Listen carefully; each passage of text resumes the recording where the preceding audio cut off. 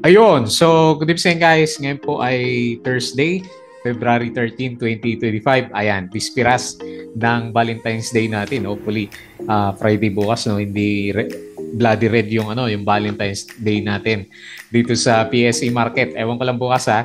Kasi umakit nga tayo, maganda yung galaw natin. Maraming big caps yung gumalaw. Ayan, no? So nag-up tayo ng 1.14%. Naging okay yung yung results ng rebalancing sa locals pero may nakikita pa rin kasi tayo na 369 million net foreign sales. So nagpaganda sa locals. Nagkaroon ng rebalancing and then second day na verde yung market natin. Tapos higher low siya. Oh. So hindi kagaya last time lower low yung yung galaw natin. So ito na nga ba yung reversal na inaantay natin. Hopefully bukas natin malalaman yan kung bubuhusan tayo ni foreigners sa trading natin bukas. Ayan. So, gumalaw ulit, 6,113.19 yung ating index. Urong-sulong tayo sa galawan at on the way tayo sa resistance na 6,300 level. So, maganda sa ganda ng galaw ng mga stocks natin, may mga nag 10%.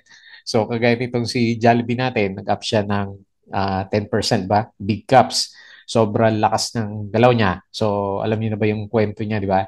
So, tinanggal niya limit doon sa 40% na foreign ownership. So, ibig sabihin, pwedeng 100% yung foreign ownership kay Jollibee natin. O pwedeng dagdagan. So, magkakaroon siya ng mas malaking capital. Makakapasok na ngayon ang mas maraming foreigners kay Jollibee. Kaya siya umakyat ngayon ng 10.72. Tapos maraming nagandahan ng galaw ng markets natin na. Samantalang sa US market, sideways lang no from the last 2 days of trading natin, sideways lang po yung galawan sa US markets natin. Ayan. So hopefully sideways ulit mamaya kasi parang sideways na naman yung yung futures ng galawan. So very exciting yung antabayan na natin bukas kasi kung lalong merong net foreign buy sa market tomorrow, so mas malamang mas maganda yung arangkada ng index natin. Lalo na may Dow G dito na sinundan siya kahit na nga sabi natin madalas net foreign sell pa rin yung foreigners natin. So bukas yan, magkakalaman. Okay, so punta tayo dito sa ating trending stocks. Maraming ang pumitik for today's trading, yung alaga natin. Si Plus, ayan. So pinagbigyan tayo, nag-up siya ng 9.17%. So ewan ko, bakit siya gumalaw? Wala pa naman yung nagbabasa ako ng post sa Instagram, wala pa naman yung partner niya o baka meron na may partner na sa Brazil itong si Plus natin. So nag-up siya ng 9% pero net foreign sales siya ng 25.52 million. So 30 ano na ba to? 30 plus na, 33 plus na ba? 34 na yung galaw na ni sa kanya. And then next sa pinag-uusapan yung ating first na Maharlika stock, SCP. So nag-up siya ng 1.87% naman. So nung umaga, namumula to nung umaga tapos pagdating ng close. So meron siyang tulak na 2.04 million net foreign buy. So mukhang maganda rin yung pinapakita sa chart ni SCP. And then yung bida for today's trading natin, ito nga pong si Jollibee natin. So nag-up siya ng 10.7% and meron siyang 192.87 million net foreign buy. So malakas yung foreign buy niya. So sinong stocks yung binenta kaya dito sa 300 million na to? Sina Ali ba to? Sila yung nakita ko na mula dito at saka sina BPI. So silipin natin yan. Tapos si GGS, so nakatulong sa kanya yung rebalancing, no? So finally siguro na ubus na yung yung mga ewan ko, meron pa to. Kasi nag-start na siyang mag net foreign buy ng 8.84 million. So malakas yung bigwas niya for today, nag-up siya ng 6.02%. So hopefully yan na rin bottom ni GGS natin. Bloomberry, hindi pa tapos. So nag-drop siya ng 2.7%. And meron siyang 10.84 million in foreign sale. And then, sinama natin yung isa sa mga winners sa mining, di ba? Oil, gold price umakyat. So, CPX, so matulis na rin yung galawan nito, 10.68%. And meron siyang 7.61 million net foreign buy. So, kapon nakita natin si APX yata yung maganda yung galaw. Ayan, so PX naman. So, marangkada yung galawan natin. Okay, so bukas, hopefully ganyan din para maganda yung weekends natin. Ayan, disclaimer guys sa mga bago sa channel natin. As usual, yung ating review po is for education purposes lang po ito ha. So wag mong gagamit ito as a reason para mag-buy mag-sell or mag-hold ng stock. So, review lang po ito sa Philippine Stock Exchange natin. Okay? And then follow mo ako dito sa ating Palabik Trader na YouTube channel. Subscribe lang para updated ka. Ayan, gumaganda na naman yung galaw ng market. Kailang wala pa rin kasi yung foreigners eh. And kung gusto mo guys, kung gusto mo ng guide sa trading sa Philippine market, sali ka lang dito sa Patreon channel natin or dito sa YouTube membership naman natin. Okay? So, andito yung mga kasama natin. Yung mga nakasubscribe, ayan, gaganda na naman siguro yung views natin kasi maganda yung galaw ng market eh. Ayan. So, check na lang yung ating trend stocks, yung ating mga sample company reviews sa market, profit or loss, sample trades, basic indicators, technical analysis, fundamentals, yung mga risk management, and basic learnings natin sa market. Sa crypto, follow mo lang ako dito sa ating Palabok Trader. Crypto ko to, check mo na lang po yan. Tapos sa social media, Facebook account na Palabok Trader para makita mo yung mga posts natin dito. Ayan, so napapost tayo dito kay Jollibee kanina. Facebook page, ayan. So pili ka na lang po sa kanilang dalawa para updated ka sa mga posts natin. Buti pick yung mga articles natin sa Philippine markets. Ayan, so hindi pa natin maharap. Check mo lang po yan. Tapos wala pa yung summary ni Philippine Stock Exchange natin. Punta natin dito sa pino-follow natin. Tingnan natin kung meron na siyang summary. So hindi pa rin nauubos yung no? Yung wala pa rin tiwala yung mga foreigners sa sa market natin kasi nga lumalabas pa rin sila. Ayan, wala tayong summary, no? February 12 pa tong itong galawan natin na to. Tapos wala din siya masyadong post for today's trading natin. Tinumad siya, no? Philippine Stock Exchange. So dito muna tayo sa summary niya lang. Meron na eh. So ito yung summary natin. So mapapansin mo, majority nga ng mga winners natin is yung ating mga blue chips. So, malalakas ng bigwas nila ngayon. Ha? Jollibee, 10.7%. So, yung catalyst natin, yun na yun. GGS, 6.02%. So, tapos na siguro rebalancing niya. Tignan natin kung tuloy-tuloy na yan. ICT, 4.41%. Converge, mukhang matutuloy na. Yung breakout natin sa kanya na mabitin-bitin. Emperador, ayan. So, yun na ba yung inaantay natin? Doji ba yan?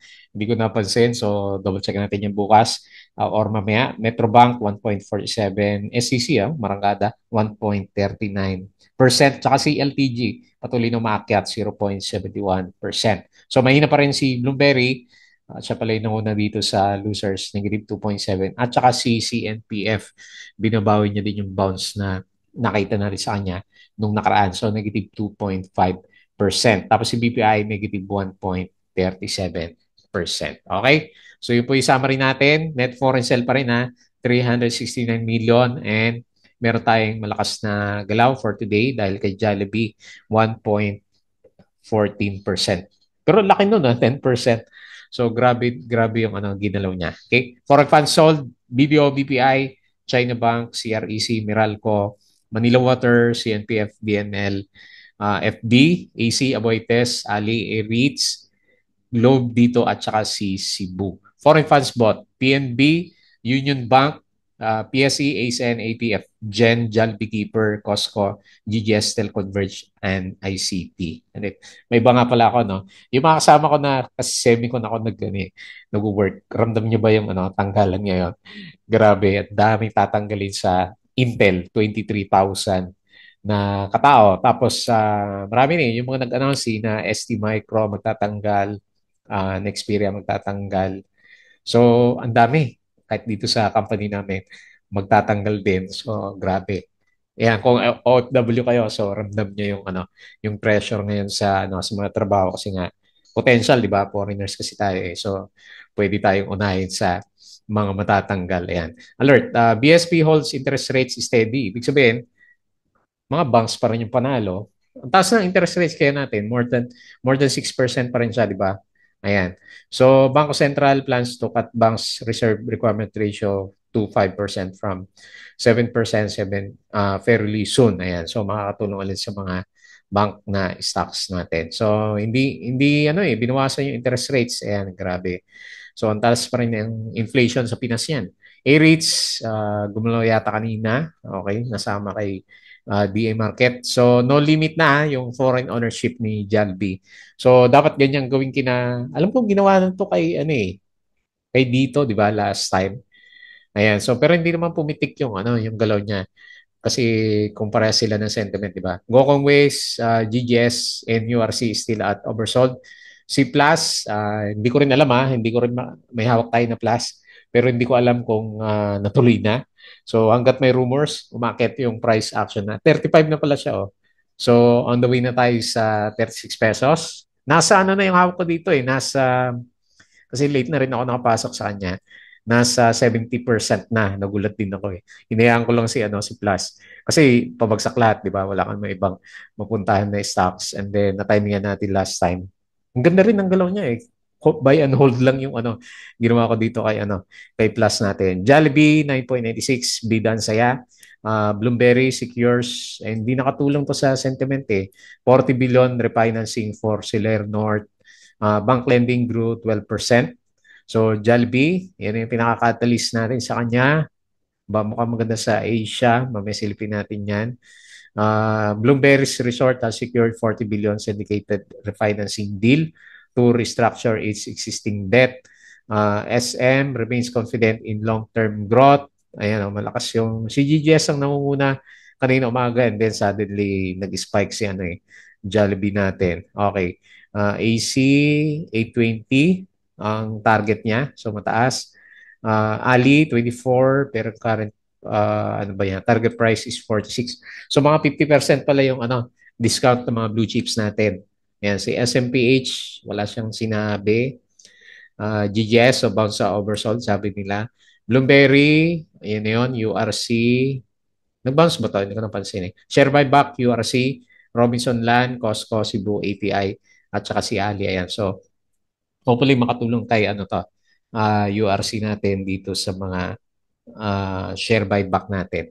Ayan, si Ali, share buyback din. So, stocks close well off today's lows amid gains in some big tech name sa US po yan. Globe. So, wala pa tayong alam doon sa GCash kung kailan siya. SPNC, nag-drop kahapon pala to na 3%. Si Preet, bumomba kahapon, no? 4%. Tapos si Eric kahapon 1.7%. Okay, so tapos na rebalancing. CSP, shareholders approve the name change. Papalitan yung name niya kasi hindi natuloy yung yung tender offer natin. So panalo yung panalo sino ba may-ari? Sino? Mga SM. So sila yung panalo doon kasi nabili nila mura yung mga shares ng mga gustong umalis last time. Okay? So mix pa rin yung galawan sa US market natin. Okay? So, patalastas ulit yung mga bago sa channel po natin, yung mga gusto ng guide sa trading, yung mga nag-free member dito sa Patreon natin. So, i-check nyo po. Pwede nyo i-try kahit 1 month lang siya. Pwede nyo i-try. So, open naman anytime yung ating Patreon channel. Okay? So, punta tayo dito sa Galawan na Market. Okay. So, first time natin nakakita ng higher low, no? Simula nung around November last year kasi low, low, low pero ito higher low. Ayan. So tingnan natin kung aabot tayo. Hindi na siguro sa weekends, no? Sa bukas, no? Baka hindi kaya niyan 6.3. So tingnan natin, 5.8 to 6.3 pa rin yung pinaka-range. Trading range natin sa kanya. Ayan. So tingnan natin hopefully hindi tayo mag-Doge. Pag nagkaroon ulit tayo ng inverted Doge kasi malamang kasi maganda yung galaw ng market, no? And then kung wala ng foreigners, ubus na.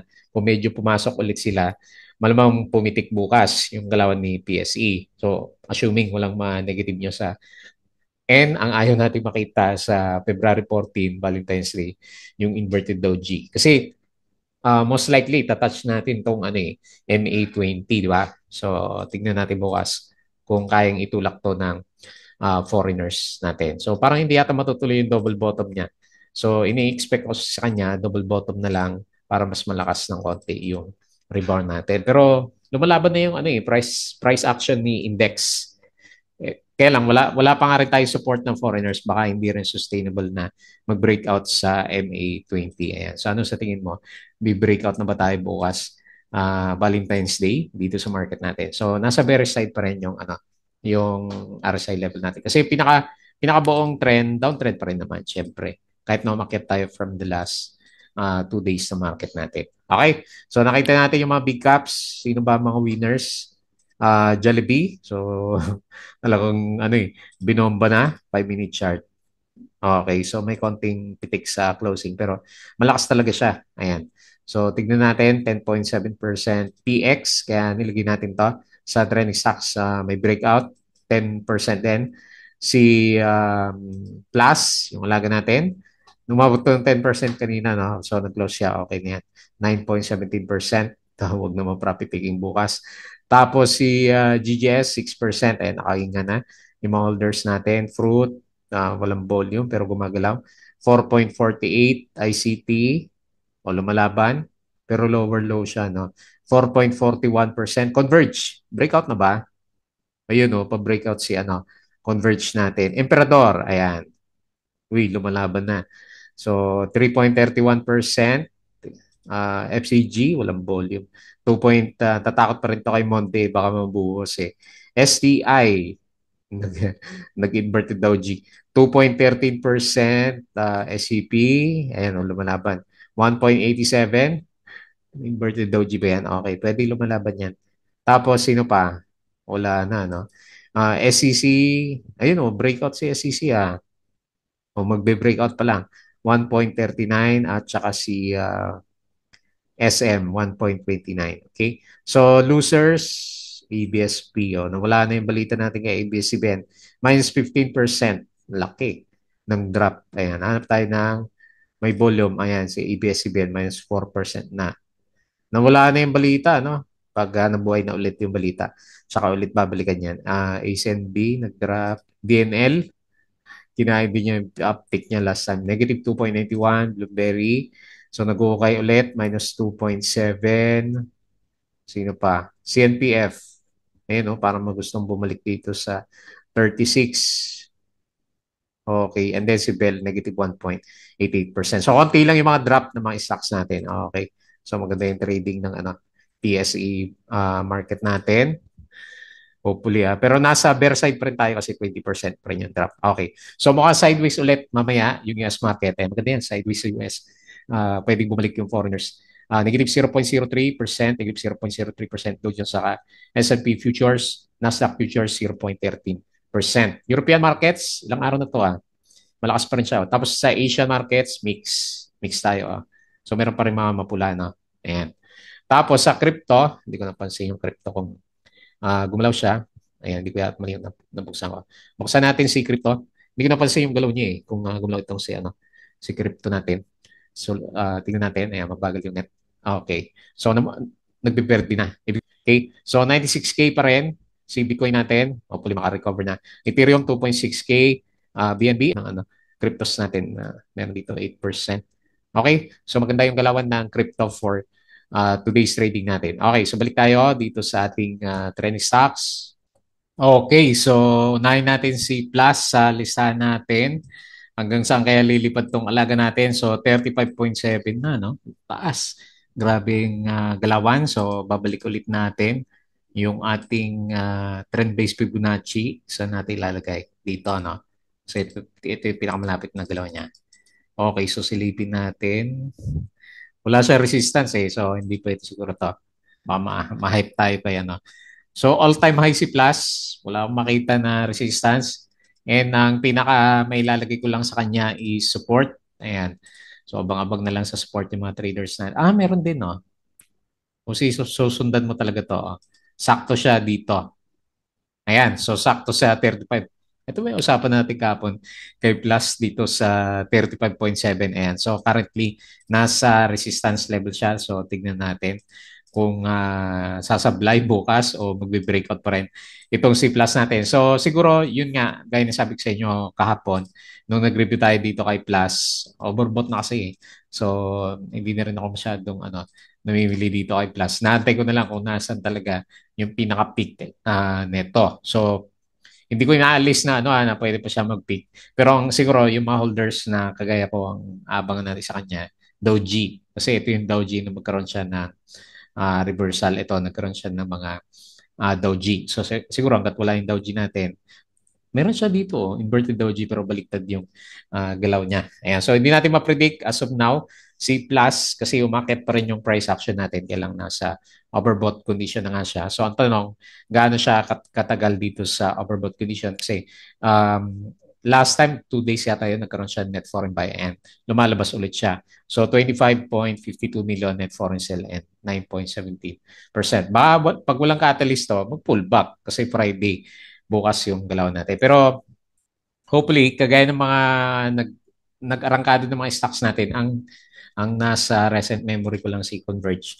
Nung umakyat siya, nung umakyat last time, silipin lang natin para sa technical analysis natin. So ano yung pinaka ano niya? Okay, MA9. So nung na-break yung MA9, saka siya nagkaroon ng pullback. So yun yung magiging tingin ko ay ayan si Converge pag-usapan din. Pag-usapan din ba natin? Hindi. Pa-breakout siya. So yun yung nakikita ko na ano na later on magiging catalyst natin pag medyo sumablay na tayo dito sa MA9. So siguro hanggang sumasakay siya. So may chance na umakit pa in the future. So medyo overbought na talaga si Plus natin. Okay? So yun lang maano ko sa kanya kasi medyo bias. Bias tayo kasi matagal na nating hawak tong si Plus. Okay? So congrats po. Congrats sa mga meron sa kanya. Next, SCP. So sabi ko sa inyo kahapon, medyo optimistic din tayo ng konti sa kanya. So hopefully makabalik siya dito sa previous peak niya sa 12.96. Kasi maharlika, di ba? So ito yung unang nilagyan niya ng investment. Ano ba ang ginagawa pag bumili siya ng shares dito? Ano ba yan? Tataasan niya yung presyo? Kasi yun naano ko sa kanya eh.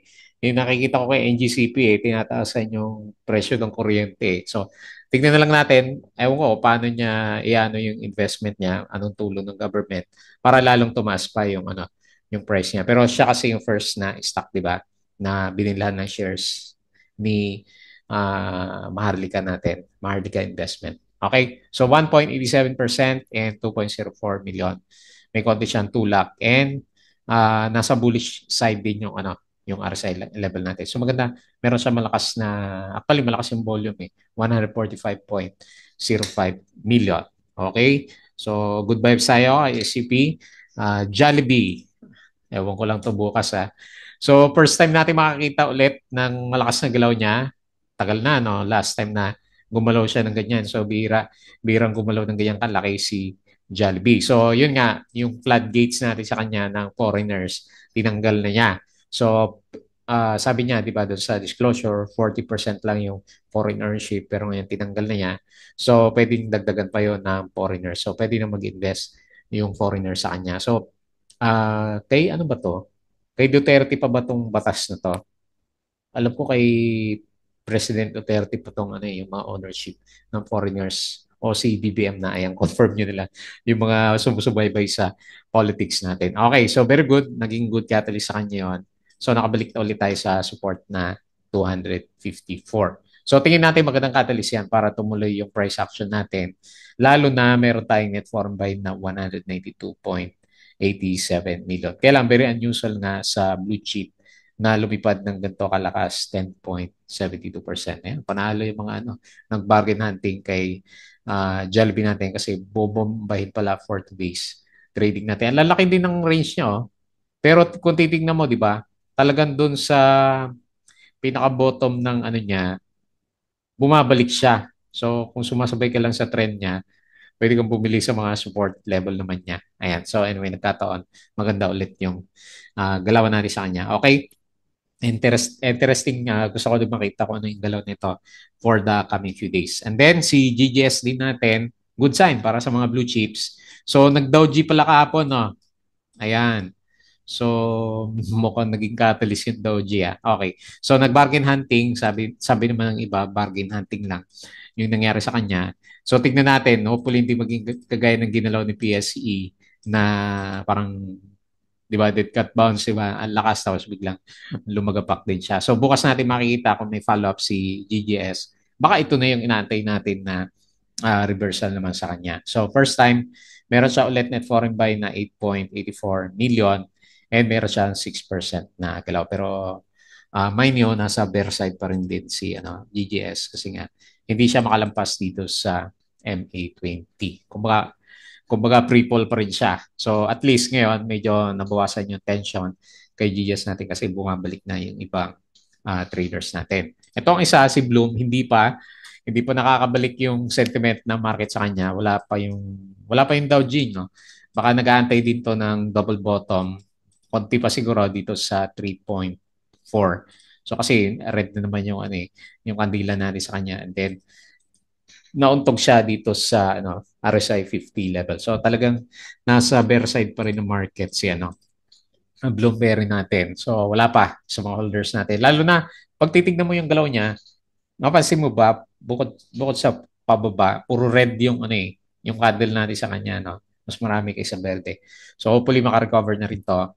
Pero wala pa yung reversal sign, no? Si GGS, okay, pwede natin sabihin, nagkaroon siya ng reversal sign dahil dito sa Dow G natin. Itong si Bloom, wala pa, no? Yung bullish engulfing candle or yung ating Dow G sa bandang baba. So wala pa din yung foreigners Negative 10.84 million net foreign sale at drop ng negative 2.7%. And then, speaking sa mga exaggerated na stocks, ayan, so nag-breakout din si PX, hindi napansin siguro. At yun, napansin ko na kasi nag-overbought na rin yung RSI. Laki din kasi ng volume niya, oh. Hindi ito pinitik sa 5 minutes lang eh. Ayan, umaga pa lang, pinitik na siya and then nag-stay siya dito sa bandang taas. So 10.68%. Nasaan yung next na resistance? Actually, nag-fill the gap siya. No? So akyat natin ng konti. May gap siya dito. Kung napansin mo. Ayan. So nag-fill the gap na siya. Talagang hinabol niya yung gap. So ang pinaka next na resistance, 4 pesos na. Ayan. Maganda yung sentiment ng mga mining stocks kasi nga yung gold prices, umakyat po siya. So, tingnan natin si APX. Ngayon, ang pakyat si APX. Pero si Nickel, hindi pa, no? Hindi pa. FNI, hindi pa. Umakyat din pala si FNI natin. Ayan. So, hopefully, maging good start to para sa mga mining stocks kasi nasa bottom din yung galaw nila as of this time. Okay? Congrats kung merong nakatunog sa kanya.